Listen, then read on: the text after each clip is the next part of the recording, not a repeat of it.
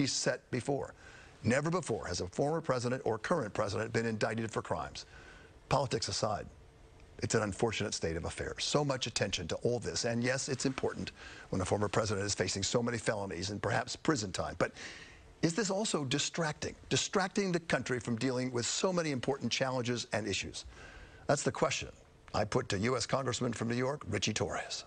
Congressman, let's start off by talking about President Trump, but not in the weeds about it.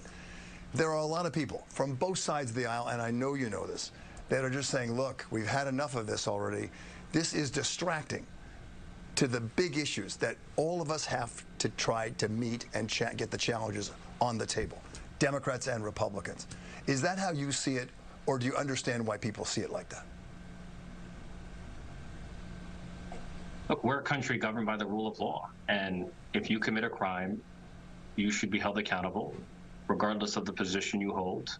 No one is above the law, including the former president of the United States. But I agree that we're facing a historically unprecedented situation in which a presidential candidate and possibly a future president faces a heightened risk of imprisonment. Donald Trump is facing 4 indictments on 91 felonies, and it only takes a conviction on one of those felonies to send him in prison. I believe that the justice process should play out, and if he's innocent, then the jury will acquit him of those charges. But we should allow the legal process to unfold because that's how our country operates. Yes, only one of those convictions would mean at least 5 years in federal prison. So, okay, I get that, and I think a lot of people understand that no one is above the law. But Mr. Trump is saying, I'm going to be able to juggle 4 trials at once while I'm still running for president. What about the rest of the country? What about Congressman from New York?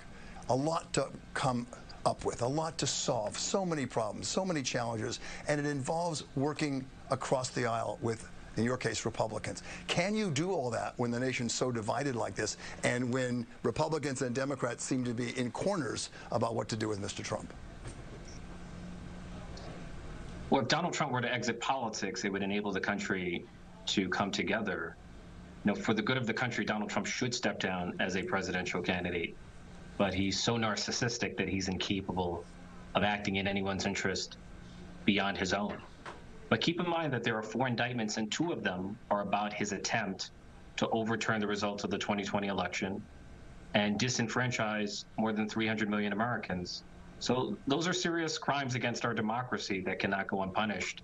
And I do feel the legal process should be allowed to play out. Okay, and I get that, but I'm asking more about the question about how does the legislative process play out? How are you going to do that when the nation's so divided? And you know, Richie, how many terribly important issues this country has to deal with, and soon.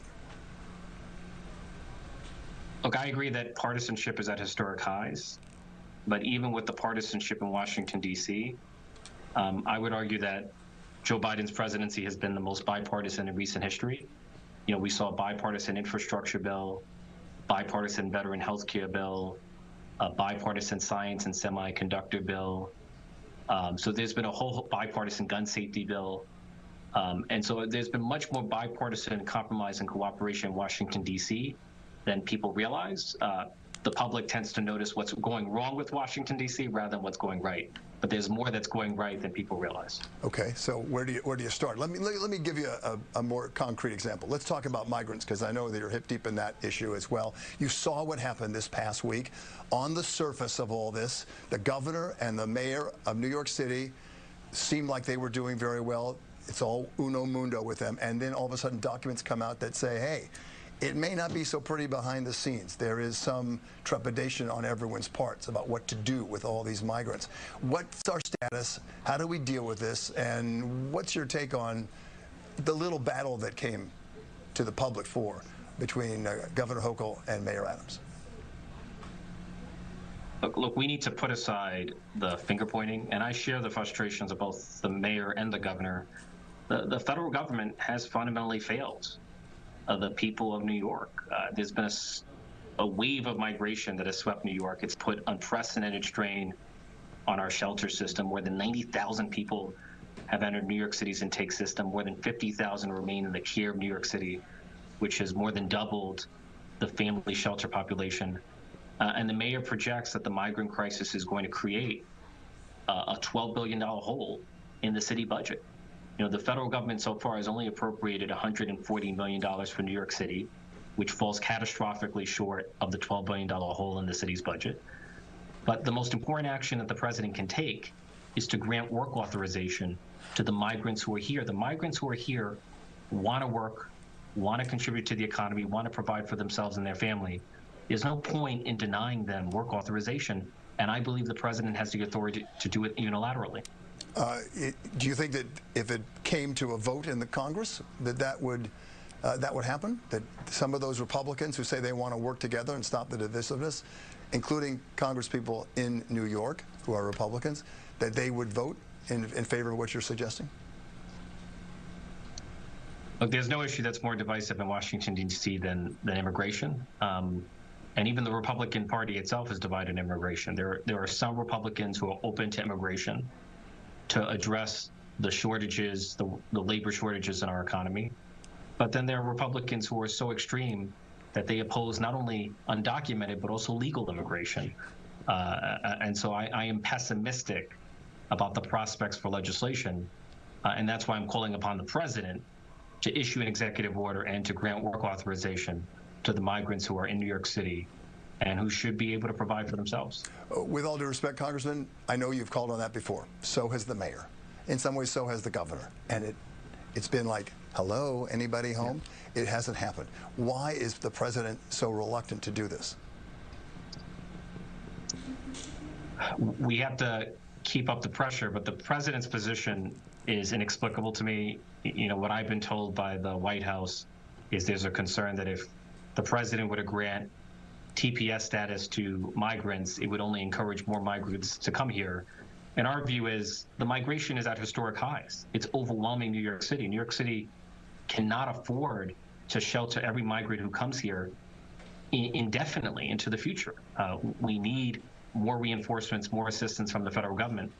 And we need to enable these migrants to work and to provide for themselves and to find shelter for themselves.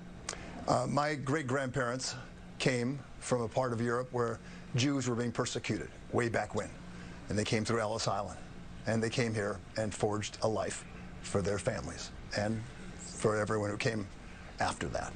This is what a lot of these people are trying to do. Why is that concept so difficult to get through?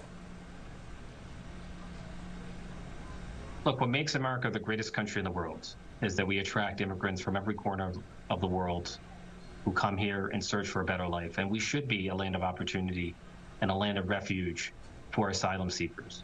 But the failure of our immigration system cannot fall disproportionately on the shoulders of one city like New York.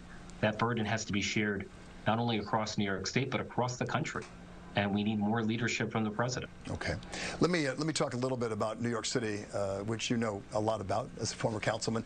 And we got about a minute and a half, but we could talk about it for an hour and a half, but I do want to get your take on a couple of things. Let's talk about the economy and getting this economy back on track. Perhaps putting people to work who come here from other countries is one of them. But, you know, we still have in the city of New York, in Manhattan especially, you know, about a 50% occupancy rate. Half the building's empty. How do we get people back? I know that Mayor Adams is trying to make that a big issue, but he's not getting a lot of help from a lot of people.